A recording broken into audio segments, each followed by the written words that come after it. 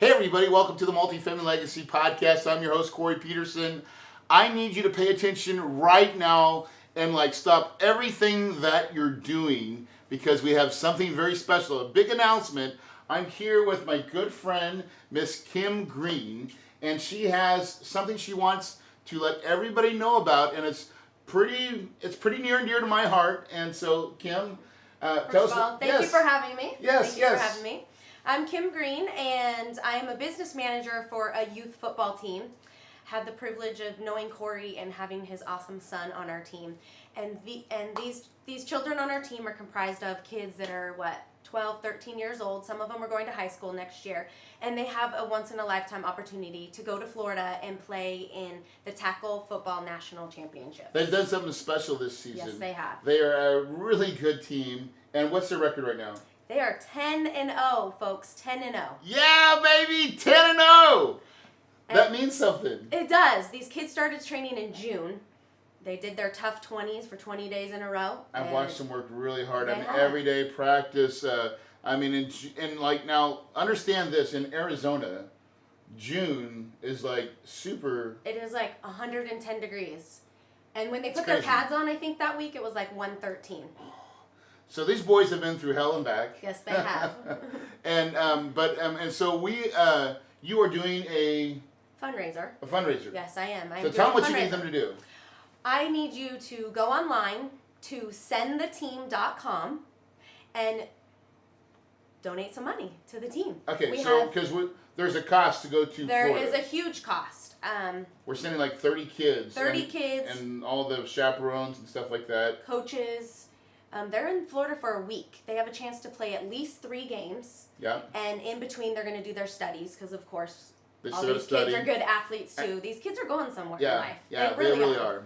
And they're also going to Universal Studios. Because you got to make it fun, right? Heck yeah! They have a fun night where they have a roll out a red carpet. They give awards out, and the kids get to spend time at Universal Studios in Florida. So it's going to be a really, honestly, and now I'm very partial to this because my son plays on the team, and it's been a really neat. We have 3 high school coaches, high school level coaches that are on our team. They are, and giving instruction to these boys, and to watch their growth has been amazing. It's huge. It is huge. So where you need to go again is sendtheteam.com, and any donation that they can make, we would greatly appreciate it. Our goal is to raise $10,000. Now, just so you know, Corey Peterson, homie Peterson, I've already donated over $10,000. I'm going to pay for everybody's flights to get us there. And so, but we still need, hotels, food. Hotel. Oh yeah, these boys eat a lot. It's 7. We have to stay the full 7 days. Yeah, we can't even leave early because they do games every other day. We'll do studying. Yeah, so we need food. Yeah. So. And these boys eat a lot. If you guys know, have 12-year-olds, 11, 12-year-olds, they're like human garbage. Oh my gosh. I have boys at my house all the time, and Costco runs all the time, which we will be doing that when we're in Florida. Yeah, getting some snacks. It's going to be a lot of fun. So what's the website one more time? Sendtheteam.com. Anything you can do helps, folks. We would greatly appreciate it. Help these kids. Some of these kids on the team, single moms, they just would never get this opportunity again, and I'm just asking you. Sendtheteam.com. And Corey, I greatly appreciate you having me on your show today. Much, thank you so much. And there you guys have it. Sendtheteam.com. Go there right now. Pause the podcast, whatever you're doing. Go there and show me the love. Listen, we don't ever ask for anything on this podcast, but this one time, I'm going to make a special exception, and I would love for you to go to sendtheteam.com on our GoFundMe account, and please give a generous donation. Thanks. All right, now let's get on to the show. Hey, everybody. Welcome to the Multifamily Legacy Podcast. I'm your host, Corey Peterson. Wonderful show today. I've got someone that's been in the business for a while, has actually produced a crap ton of content out there. He's a machine when it comes to actually producing really great things about the multifamily space. He's a wealth of knowledge. But Sterling White, let me welcome you to the show, brother. How you doing? Thank you. I am ready to bring the tsunami to everyone. So chime in. So listen, we started talking before we started the show about kind of like your experience, what you've been doing. Kind of just give everybody your background story of where you came from and really kind of how you became successful in the multifamily space. Yeah, so in the early childhood days, I've always been into entrepreneurship, from selling Kool-Aid to kids throughout the elementary school. My environment was not so good, so that's been a huge driving force in getting myself out of that, and also being an idea to those folks there that they can take a better path. And so transition to the real estate sector is about 18, 19. It was when I got started on the construction side, where things were not so great on the downturn of the market, and then shifted from construction to single family home investing, and then saw all of the huge benefits that are associated with multifamily, and solely went all in on that with my partner and I. Oh, dude, the multifamily space has been really crazy. So you said, how many units do you have right now? Just a little under 400 at this moment. Oh man, that's huge, dude. Like, and how did you? I mean, like, give us some examples of what you went through. I always like to say, like, give me your great story, and then give me your pain story, right? Oh gosh, because both of those are usually really fun to hear. I would say the biggest pain has getting constantly kicked in the face by, especially now in this market, by owners who are, for one, not interested in selling, and also just very mean and not so nice people. So that's one thing. And the huge success that came out of that is actually staying persistent on top of those people who do kick you in the face, that things do change, and then you're that one that's at top of mind when they do want to move forward in selling. Yeah, so let's expand on that too. So finding your deals, right? Like, so we want to talk about how to find deals, and I think you probably do it differently than most. It sounds like it, and what we talked about. So if you can, let's kind of expand on how Sterling White finds some deals. Yeah, so I would say it's just not myself. I do have a team, so I have to provide credit to them, but it's all on our side is the off market, because now on market is multiple call to offers, highest and best, all these multiple tours. So it's absolute craziness going that route and going through brokers. So we go off market direct to seller. And through that is we're constantly pounding the phones, in addition to doing direct mail and showing up in person to speak with these decision makers. So it's all about the follow up and attempting your best to get in touch with that decision maker and get through the gatekeeper. So how do you, and like, what do you think is the biggest roadblock? Because I always think about, like, because in multifamily, it's not like single family where, like, hey, John Smith owns the house, right? So I'm going to talk to John Smith, because a lot of times these are corporations, and I would say it's more of a sophisticated investor, and so you got to do a little research. So and like, who is the actual owner? Exactly. Right? Yes. And that is one thing that we've actually now outsourced, to where we have someone who does the researching, because that in itself can be full time, because it's pretty intensive. And I would say the biggest obstacle is getting through the gatekeeper, which oftentimes is the property management company, which they're not incentivized to sell oftentimes, because they feel that you're going to fire them and get someone else in place. So ultimately, you just have to build rapport with that individual and leverage them to get in touch with that decision maker. And hopefully, so sometimes you can go through the property manager to say, "Hey, I think we want to sell," or maybe you should. Have you thought about selling? Well, would you mention to the owner that we bought 123 Main Street, which is right around the corner, and we close quickly? So if they happen to be interested in selling, could you relay the message to that individual? So it's more of that route. Yeah. Right. Yeah. So this kind of reminds me of my single family take on finding deals, but it's just on the multifamily level, right? Yeah, And exactly. where you're really just taking the same concepts of, hey, listen, because think about this. I think about this, like, what are commercial brokers? What do they really do, right? They're doing the work that you're doing. Yeah, exactly. You have to now just beat them to the punch, because once it goes to the market, it just gets overbid. So yeah, you're doing their job. And they're adding on top of their commission to the seller, which is like, like, if you can take exit that out 4% off of a deal on a bigger deal, that's a lot of money. Yeah, and that's what you would leverage too, because one thing I want to mention to your audience, even though you're buying these assets, you still have to sell yourself to the owner that you're the right buyer for the deal. Right. What about getting like records? So when you do it that route, how do you get like because I don't do it this way, right? I do the old like I'm in my head, right? But like I just work straightly through brokers and broker relations, right? Now, and I teach like even there's a gain or way to do that, like because you want brokers to know you, like you, and trust you and become your friend, right? Exactly. Because when they're friends, they sometimes they'll help you. They'll try to avoid highest and best. They want to help you say, "Here's the deal," right? Cue you up. Doesn't always happen though, because like the market dictates.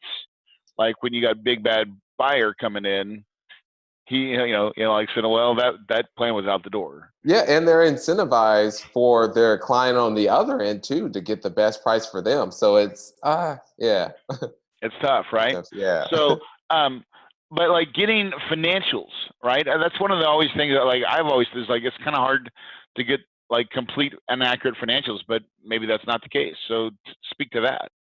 Yeah, oftentimes we still do run into that because we generally do target mom and pop owners. So our primary focus is 75 to 150 units, apartment complexes that are distressed. So most often those are ran by mom and pop. So we do run into situations to where we have to piece together their financials that they have.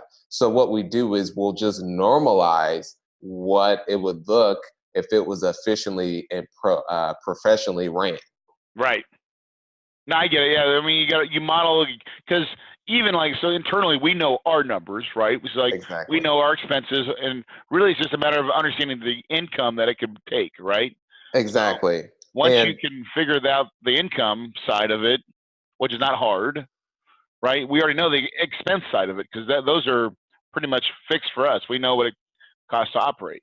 Yeah, you can use general rules of thumb, like on a C-class older built asset, you can say it's going to be between 50 to 55% expenses. And one thing that I saw was, just to give your audience an example, is there was one mom and pop owner that was actually writing off or billing to the property their travel expenses to Hawaii or wherever they went to. And we said, well, that's not going to translate. That's part of the P&L too. Like yeah, exactly. P&L, and like that's not there. Like that fan of expense never happened for us, right? Yeah, exactly. and they've lowered their value of the property at a cap rate. Exactly. With that expense. Directly affected their bottom line. And you know that happens all the time. Yes, it does. Because I would actually say some of my expenses are sometimes rolled up in some of my properties, right? All right, there you go. If I'm traveling, there's sometimes if I go to this and I'm going to go whatever, right? So we even have a line item called property exploration, right? In all my properties. And so that's for trying to find new deals, right? So like we create a line item for that. But in it, right, so there's travel involved, and sometimes there might be a travel trip. All right. So we're doing some property exploration. Well, I know strictly was for leisure. Yeah. He's not buying any more property. I was trying to look to see if there's any apartments in Hawaii that I wanted to buy, and I couldn't find anything. Oh, I would have. Are there? Oh, gotcha. I got you. The proper expense, right? Yes. So in that, I mean, what kind of deal flow do you? I mean, because I'm fascinated by this. Like, so this is something that I don't currently do. That I feel like, man, I want to, but like I just don't want it. So you're saying you have outside people. I'm saying that's probably virtual assistants, right? Yeah, so originally it was myself, and then we also had another acquisitions guy that were basically inside brokers. But now we've completely broken it down and wanted to share the system with everyone. Is we have someone who's the researcher who scraps the data to find the owner information, decision maker. And Yeah. then we have someone who does the cold calls. And all these people can be found on Upwork, excellent source to find freelancers. And formerly, I believe it was called Odesk. Yep, And then Odesk, yep, Upworks yep, I use it a lot. and then we have that person who does the cold calls. And then now they set the appointment for myself once they get them to a point that they are interested in selling. Oh, wow. Yeah, that's huge, man. Like, so, and so, no, but what about direct mail?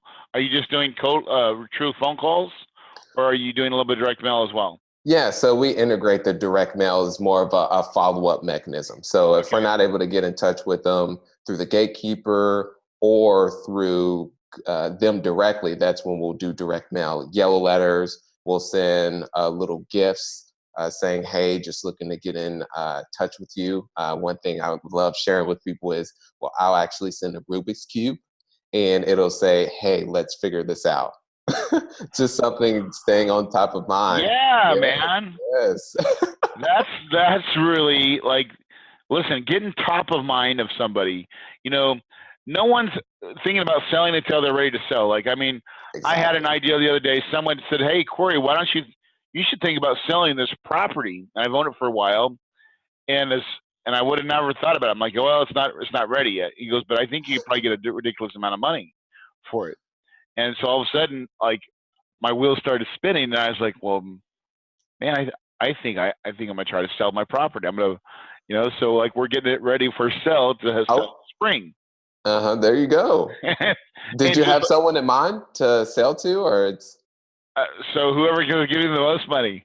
Oh yeah, there we go. So now we have a process. So we do actually have a process when we sell.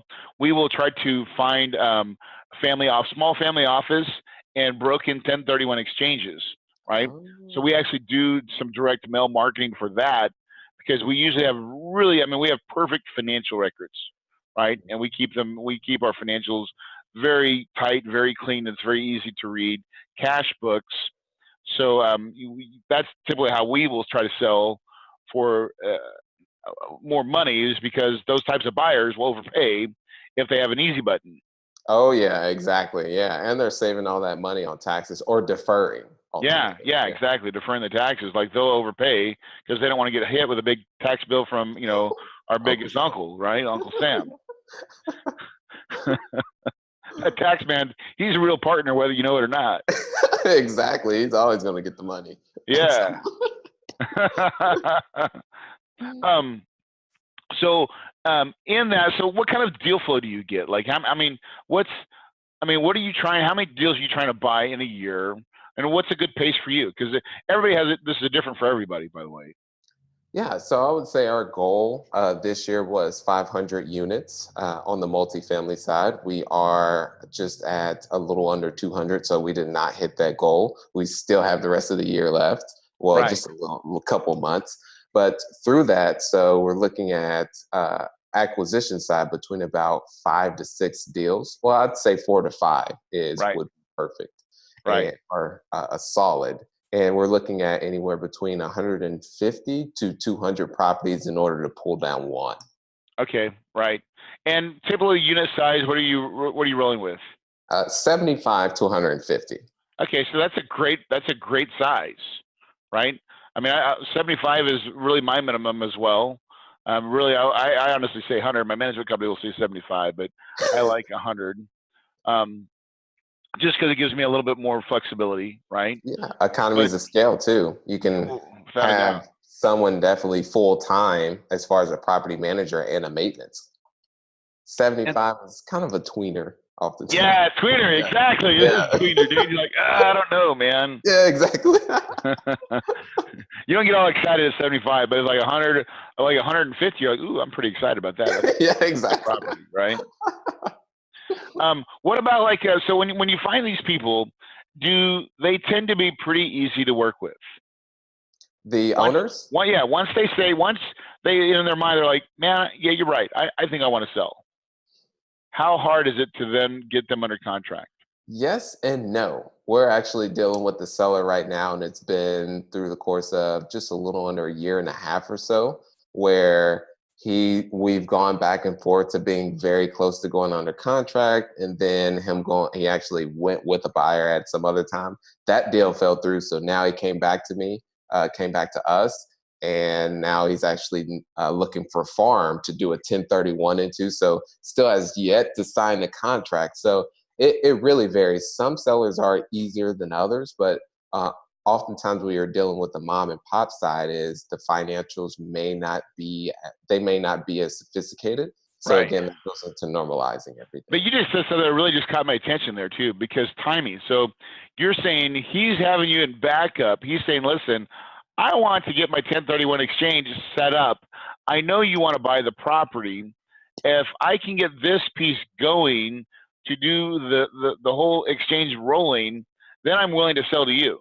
Exactly. Yes. That's kind of actually really cool, because like, to know that, I mean, gosh, that's not even like when you're doing selling a property, you're like, oh, good. Like, I really got to make sure I have like the next thing. And a lot of times you don't know. So if you can look at it first and find it and then say, okay, activate the mechanism. Exactly. That's huge. And if you're having those relationships, because, hey, then they know that they're not dealing with the broker and all the crap that like you're saying, I'm here to buy. And they're like, great. Well, I'm trying to do this, this, and this. And so as long as you're following up is what you're saying, right? Exactly. Yeah. And also being of value. So it's, hey, did you need any assistance with trying to, because that's what I do is on the acquisition side is, do you need any help finding those different assets, or do you need help finding I believe you call it a mediary? The ones that do the actual 1031. Right, the exchange, right, itself, right? Because a lot of times everybody says, "Oh, 1031 exchange," but like, well, who do I call? Right? Exactly. They've heard the words. There's a but process. Like, who do I use to actually do the exchange? Right? Yes, it's not just you. That is some funny stuff. But I mean, honestly, so because really, when you're dealing with those mom and pop owners, right? They're not as sophisticated. They don't have all these things.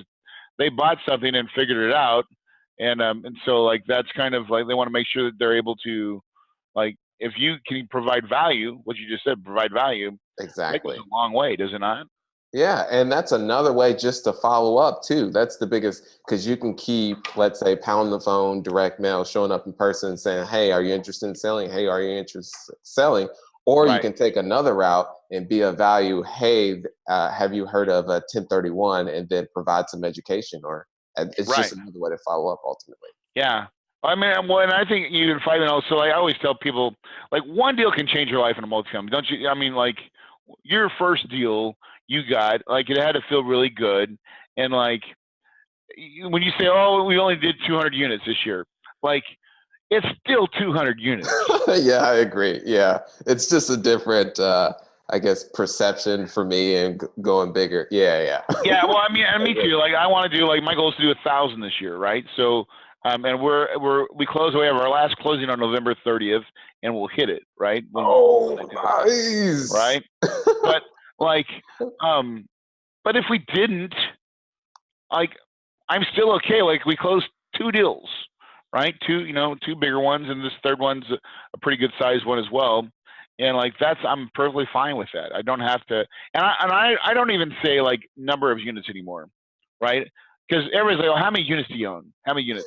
Like, I know people that own units. You probably do the same. That, oh, but they don't make any money, right? Or they're just like, I mean, I was more about like, show me how much cash flow you're making. Exactly. Yeah. Like, I'll show you mine if you show yours, right? Maybe they're just accumulating all that to sell it to package it up, sell it as a reader or something. Who knows? Yeah. Yeah. Yeah. And so, I feel like, I always like to say, how many projects am I going to do this year? I would like to do 3 projects or 4 projects, right? Like 1 a quarter would be like nirvana for me, right? If I do one, but now they don't ever come like that. They always come in like clusters, it feels like. But I agree. Yeah. So I'm like, oh, I don't know what's going to happen. And then boom, everything comes to fruition all at once. And then, it just bulks. So one of the things we talked about before show was like raising private money, and then like, and you have a tool to help that. So let's talk to that. Yeah, so there was a software that we ended up putting together, which is the name of it is Syndication Pro. But through that, when we got started, it allowed us ultimately to facilitate the raising money online and just streamlining that whole process, and then also creating that overall investor experience because they can then go to their dashboard and view the history on how performance is going because that's ultimately what we do to take down these deals is we use our own cash and also investor partners as well. Right. And when I teach syndication all the time, like that's my main form. We talk about syndicating all the time. And in fact, I just actually signed up for somebody else's software called IMS, right? You heard of IMS?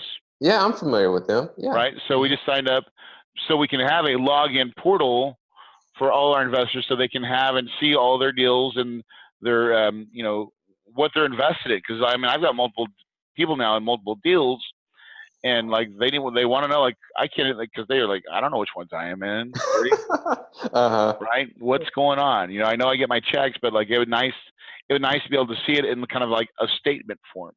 Mm-hmm. And so is that kind of what your software does? Like a little bit of that too? Yeah, it's the exact same process, more affordable than IMS, of course. They come with the price tag. Yeah. Now you tell me. I know. Well, yeah.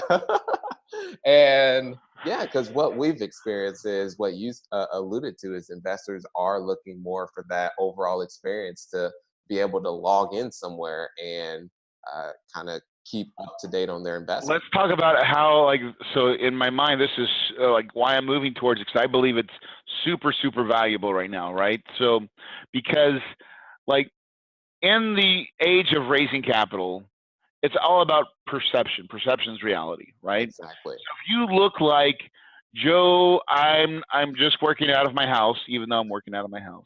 Okay.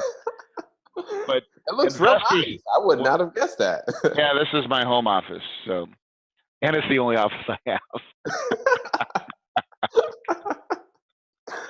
But you would think that what you want your investors to portray you as, right, as a lean, mean corporation company, right, that takes in millions and millions of dollars. Of course, we do that, but they, in their minds, they put you in an office somewheres, right, in a space. You're supposed to have a building, and like you're supposed to have like lots of staff and whatever, right?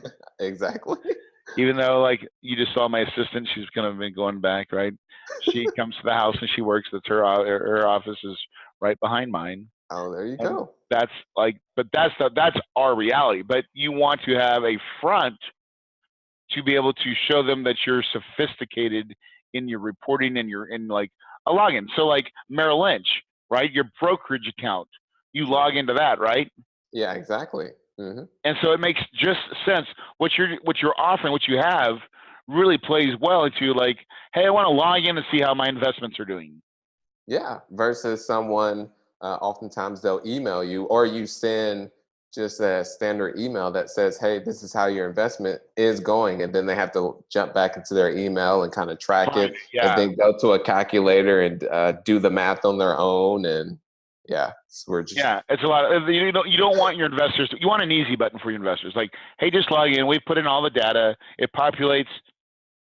Here's every check that you've gotten paid. Here's the total income you've made. Right.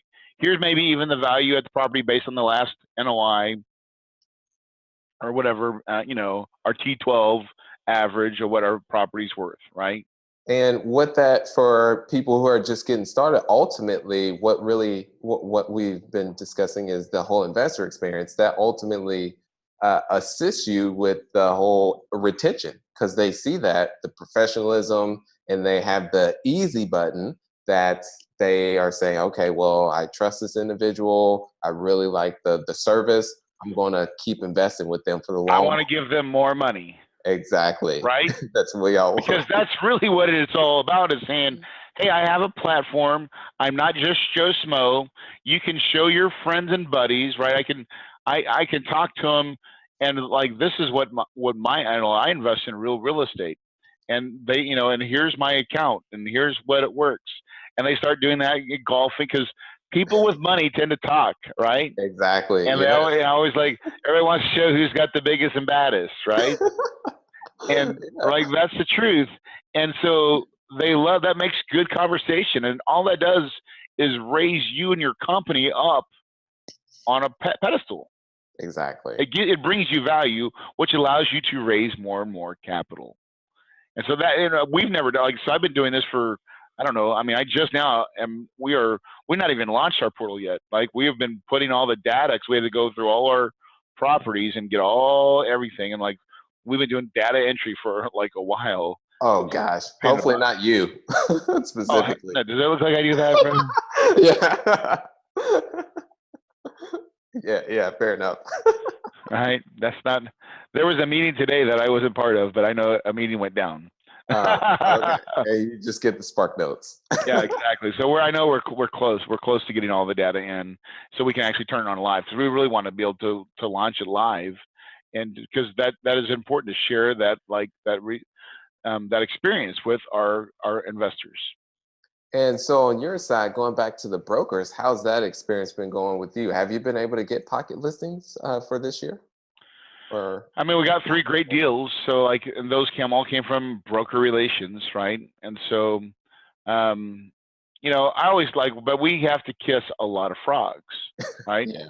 Mm-hmm. So we underwrote like 750 something deals last year, or really this year.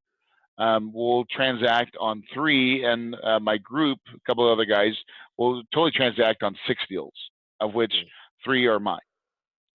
And so that's a lot of, trying to do research and data to try to find the relationships to the deals that actually work.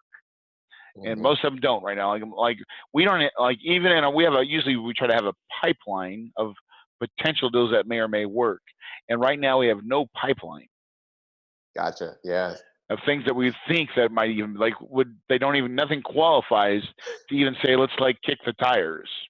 Yeah, it either works day one or works going in, or it's just not even close. Yeah, like not even close. So like we start, like we subscribe to a lot of brokers lists, right? Because every time